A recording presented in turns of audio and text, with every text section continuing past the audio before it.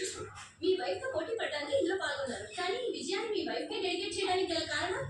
నేను ఇక్కడికి వచ్చింది పోటీలో పాల్గొనడానికో కీర్తి మీద గెలవడానికో కాదు. తన గురించి కొన్ని నిజాలు తెలుసుకున్నాను. అవన్నీ చెప్పి తను నాతో పాటు ఇంటికి తీసుకెళ్ళడానికి వచ్చాను. అమ్మాయిల అబ్బాయిల కంటే ఏ విషయంలో తక్కువ కాదని ఈ లోకానికి చెప్పడానికే నేను ఓడిపోయినా పర్వాలేదని ఈ స్టేజ్ ఎక్కాను. జీవితంలో కొన్ని విషయాలు కొంతమందికి లేటుగానే అర్థమవుతాయి. నాకు ఇప్పుడే అర్థమయ్యాయి. నిన్నటి వరకు అమ్మాయిల కంటే అబ్బాయిల అన్ని విషయాలను గొప్ప అనుకునేవాడిని.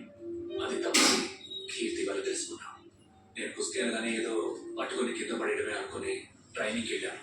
కానీ ఆ ట్రైనింగ్కి వెళ్ళిపోయింటే కీర్తి పడే కష్టాలు జీవితాంతో తెలుసుకోలేకపోయాను. ఓటి 15 రోజులు ట్రైనింగ్ తీసుకున్నాను. నా వల్ల కాలేదు. ఊళ్ళంతా నొప్పులు.